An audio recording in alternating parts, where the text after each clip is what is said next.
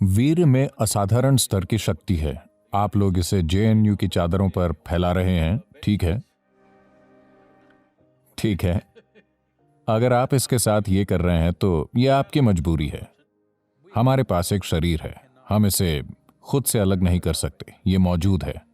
शरीर की अपनी जरूरतें हैं, जैसे कि शारीरिक भूख है, वैसे ही कामुकता है। पर किस हद तक, ये आपके ऊपर है। योग विज्ञान में इसे वीर्यम कहा जाता है। यह सबसे शक्तिशाली चीजों में से एक है। जाहिर है यह शक्तिशाली है, अगर आपको खोजना आता हो तो।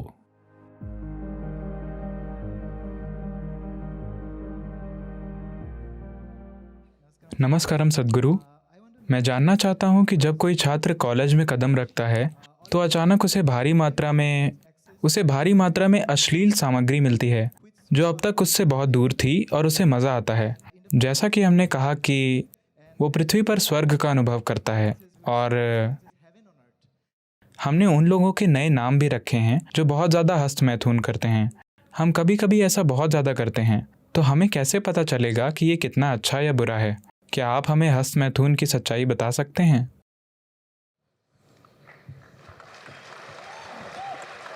ओह, ये एक लोकप्रिय प्रश्न लगता है।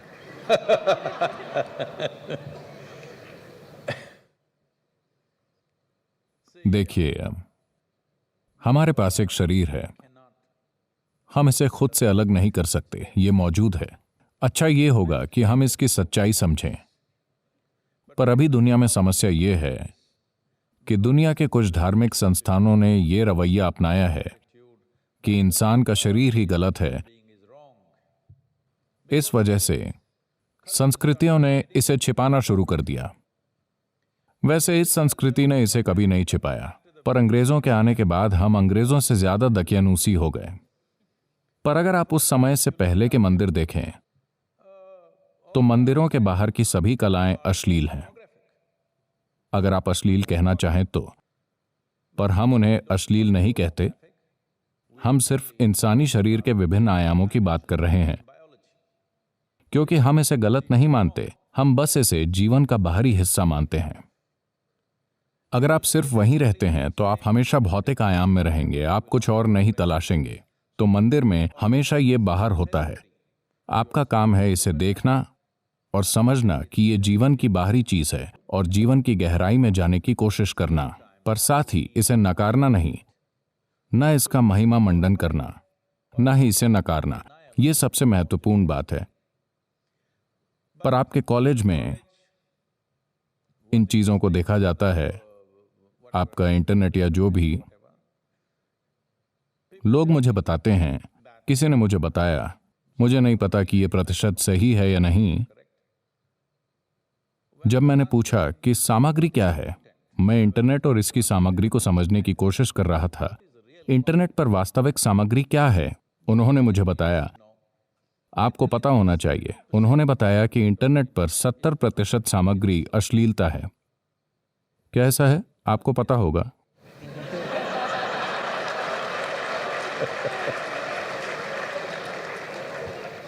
क्या कोई इस पर पीएचडी कर रहा है? उन्होंने मुझसे कहा 70%। मैंने कहा 70% अश्लील चीजों का होना गलत है, और ये एक बीमारी है। अगर ये एक छोटा प्रतिशत हो तो ठीक है। 70% एक तकनीकी मंच पर जहां लाखों चीजें हो सकती हैं, दुर्भाग्य से वहां अश्लीलता है। जीवन का सिर्फ जीव विज्ञान, ये बहुत दुर्भाग्यपूर्ण है। क्योंकि जब आप एक इंसान के रूप में आते हैं तो आपका शरीर आपके जीवन का मुख्य हिस्सा नहीं है, यह आपके जीवन का एक हिस्सा है। आपके दिमाग में इतनी क्षमता इसलिए है कि आपकी बुद्धि आपके जीवन का मुख्य हिस्सा बने, और अगर आप सचेत हो जाएं तो आपकी चेतना आपके जीवन का मुख्य हिस्सा बन जाती है। शरीर एक बैल का मुख्य हिस्सा है, ये उसके लिए ठीक है, वो बस यही जानता है। पर शरीर मानव जीवन का मुख्य हिस्सा नहीं होना चाहिए। ये हमारे जीवन का हिस्सा है, हम इससे इनकार नहीं कर रहे हैं। तो आपके जीवन के एक चरण में यह ऐसा होता है।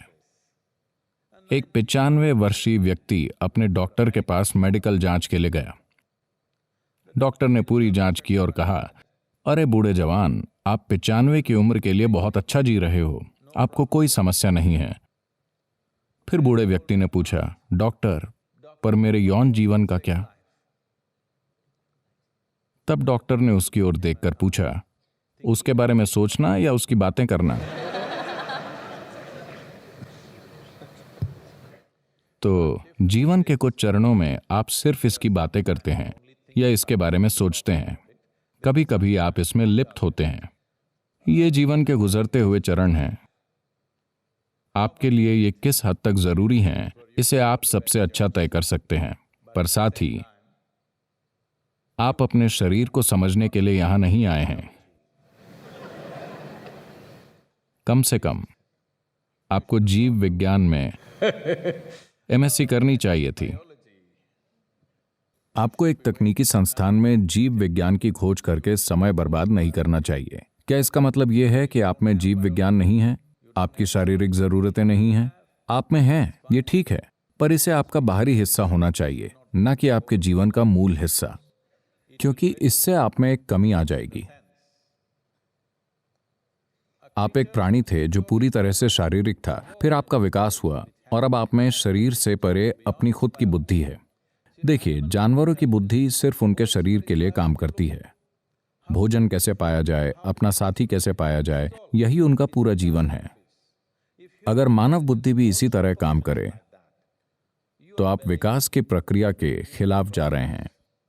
आप वापस जाने की कोशिश कर रहे हैं, विकास की प्रक्रिया को पीछे ले जा रहे हैं। यह जरूरी नहीं है। इसका मतलब ये नहीं है कि आपके पास शरीर नहीं है। शरीर की अपनी जरूरतें हैं, जैसे कि शारीरिक भूख है, वैसे ही कामुकता है। आपको इसे किसी तरह से पूरा करना है, पर किस हद तक, ये आपको चुनना है। पर निश्चित रूप से यह आपके जीवन का मुख्य हिस्सा नहीं होना चाहिए, क्योंकि आप अपनी बुद्धि और चेतना को मुख्य हिस्सा बनाने की विकास योजना को पीछे ले जा रहे हैं। इसके बजाय आप अपने शरीर को मुख्य हिस्सा बना रहे हैं।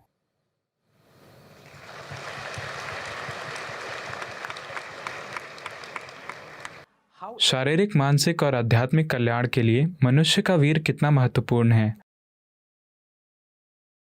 क्या वीर्य को बर्बाद करने से हमें आध्यात्मिक नुकसान हो सकता है?